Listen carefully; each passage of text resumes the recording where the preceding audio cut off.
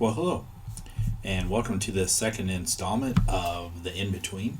And so this is, or today we're going to look at 1 Samuel 13, verse 16, all the way through chapter 14, verses 23. And this one, it's actually gonna, maybe you'd say it's kind of out of order, but so for the Sunday sermon, I'm going to preach on the first part of 1 Samuel 13. And the reason I chose this one to do it in this format is because it's going to be a two-parter. So today's lesson will be part one of this section, and then we'll pick that up again next week with part two. So let's go ahead and get started. So let's look at these verses here. So this is chapter 13, verses 16. Let's look at that together. So Saul, his son Jonathan, and the people who were with him were staying at Geba in Benjamin, while the Philistines camped at Michmash. 3 raiding parties left the Philistine camp. One took the road to Ophrah, toward the territory of Shual. Another took the road to Beth Horon, and the last took the border road that overlooks the Zeboim Valley towards the desert. And no metal worker was to be found anywhere in Israelite territory, because the Philistines had said, "The Hebrews must not make swords and spears."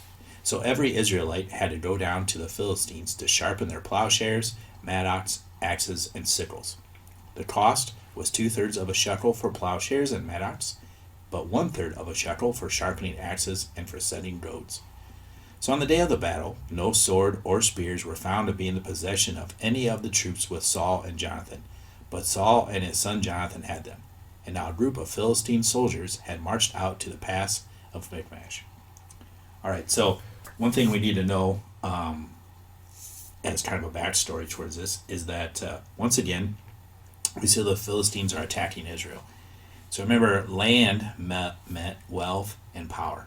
And so two very important things. And being that this region was a pretty small area, the Philistines were constantly fighting with the Israelites, trying to gain some more of their land to gain that wealth and that power.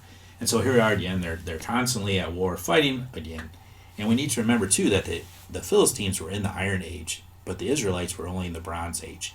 So they had the military superiority, meaning that the iron is stronger than bronze. So they had stronger weapons, they had the know-how, and so the Israelites were up against some pretty strong odds.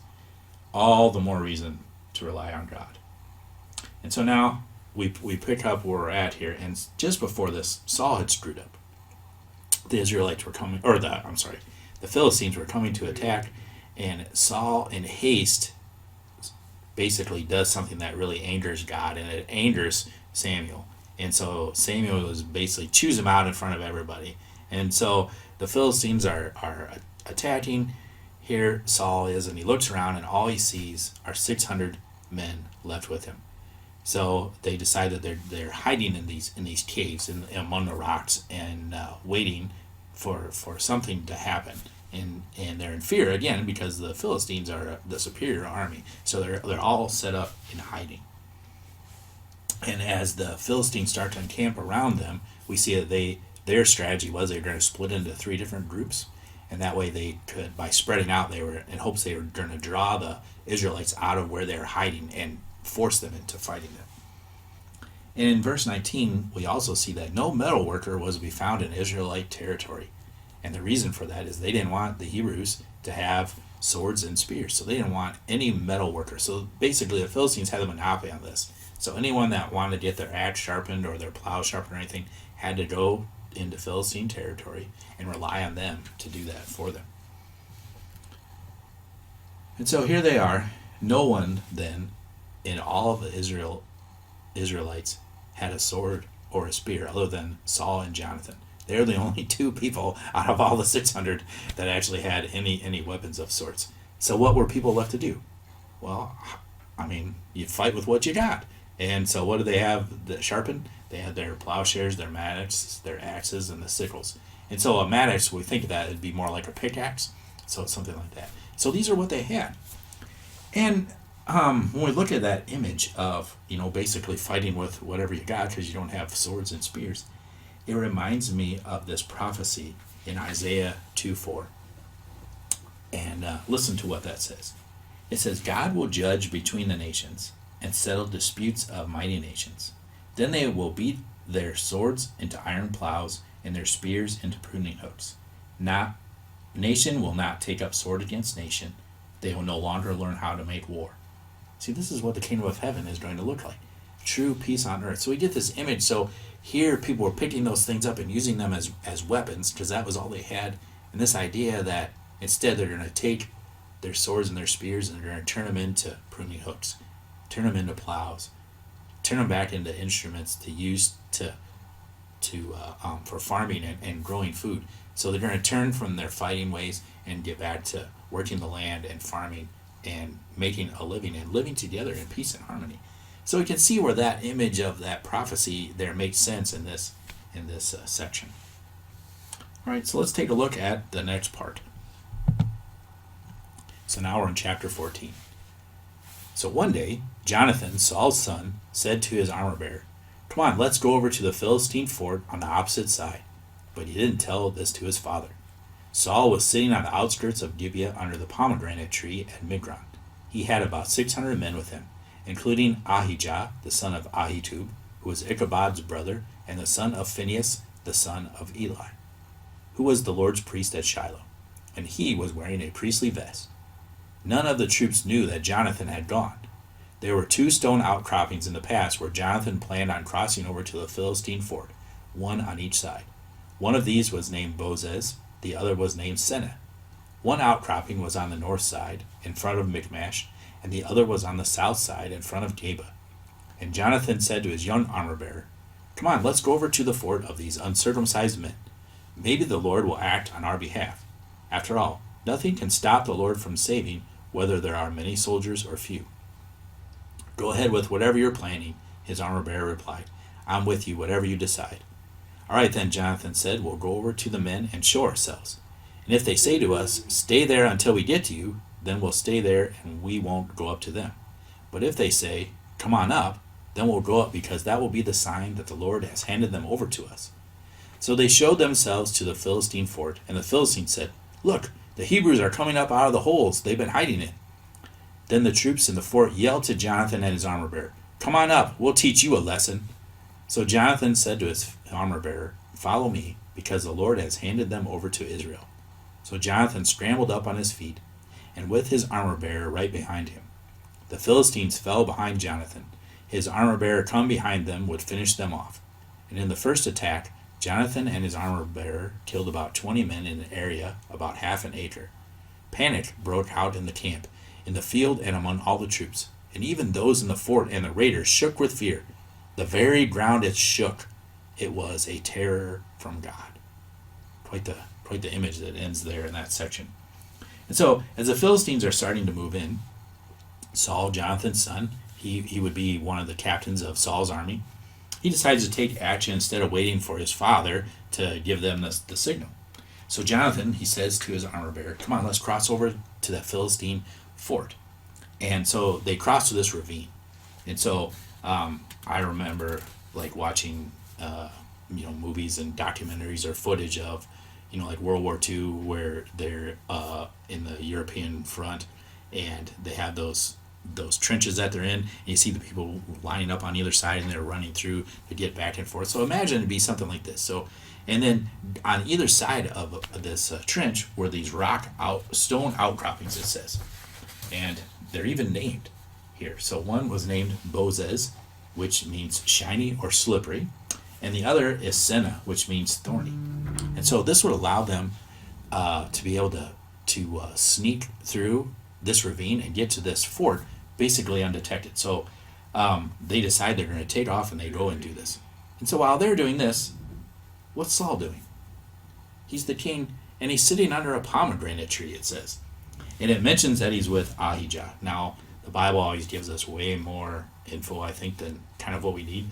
But basically, why it included this was to show that it was Eli's great-grandson, who's now serving as a priest. Remember Eli from the beginning of 1 Samuel, and he was the high priest then.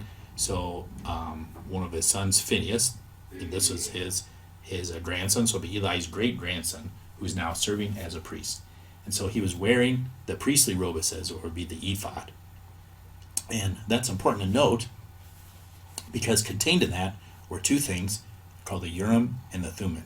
And these would be like what they'd use when they talks about they would cast lots. These were the two things that they would use. And so it'd be similar to like dice. And so they roll these and cast them. And basically it would give you three answers. Yes, no, or we don't know. Or a question mark, like we're not quite sure. So yes, no, or question mark. And so already we're beginning to see the differences between Saul's leadership and what Jonathan does. And Jonathan seems to be someone who would be a likely successor to Saul.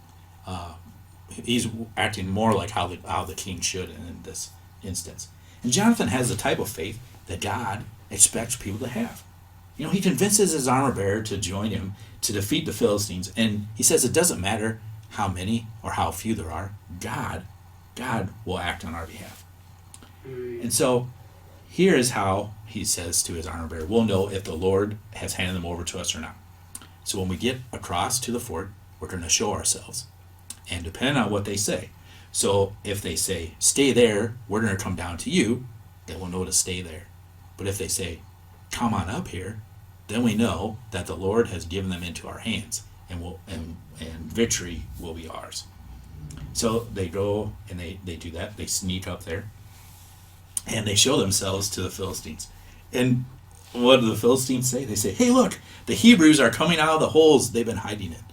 So I can imagine this where you're sitting there and you're looking around, and all of a sudden here these Hebrews are kind of popping up all over the place. Reminds me of that game Whack-A-Mole. Maybe you remember playing that in the arcade way back when, where all these mole heads pop up and you got that hammer and you got to pound them back down on. It was a fun game. So it kind of reminds me of Whack-A-Mole. So they're kind of popping up all over the place. They're like, hey, look, there's one over there. Hey, you guys down there, come on up here and we're going to show you a lesson. Well, those were the key words, right? That's what Jonathan was waiting to hear. And he knew, okay, this is it. God's given them into our hands. And so he and his armor bearer go up after them. And basically, as they start working their way up, and they're killing these men as they go, panic, it says, begins to break out among the Philistine camp. And it's like this terror of God. Terror of God, it says, shook the whole place. They were so afraid that the ground itself shook, and they knew that it was God who was doing this.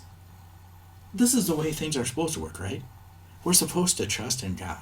And God is going to move on our behalf and bring about the victory. But as we see, let's look at the next section here. Saul has no idea what is going on. So let's look at verse 16 now. Now Saul's lookouts at Gibeah and Benjamin saw the Philistine camp running all over the place.